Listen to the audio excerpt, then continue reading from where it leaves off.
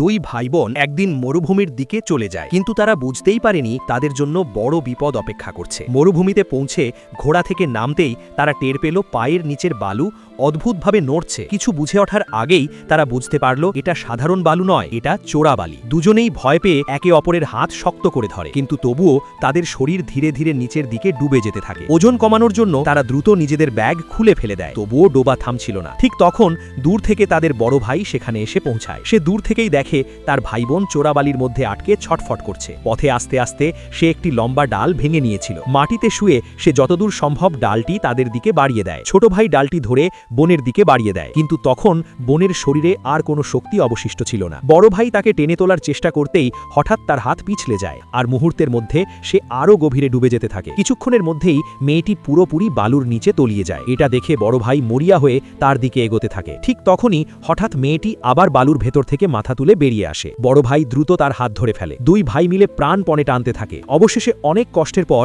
তারা বোনটিকে চোরাবালি থেকে বের করে আনতে সক্ষম হয়। কিন্তু এবার বিপদে পড়ে যায় মাঝের ভাই। সে ঠিক সেই গভীর জায়গায় পড়ে যায় যেখানে একটু আগে বোনটি ডুবেছিল। ওটাই ছিল চোরাবালির কেন্দ্র, যেখানে ডোবার গতি খুবই দ্রুত। বড় ভাই এক মুহূর্ত দেরি না করে আবার তাকে বাঁচাতে ছুটে যায়। সে নিজের সমস্ত শক্তি দিয়ে ভাইকে উপরে ঠেলে দেয়। ভাইটি বেঁচে যায়, কিন্তু বড় ভাই নিজেই চোরাবালির কেন্দ্রে আটকে পড়ে। সে বের হওয়ার চেষ্টা করলেও বালু হঠাৎ ধসে পড়ে, আর সে আরও গভীরে ডুবে যায়। ভাই বোন তাকে বাঁচাতে এগিয়ে যেতে চাইলে সে তাদের থামিয়ে দেয়। শেষ মুহূর্তে সে শুধু বলে, তোমরা ভালো করে পড়াশোনা করবে আর মা বাবার যত্ন নেবে।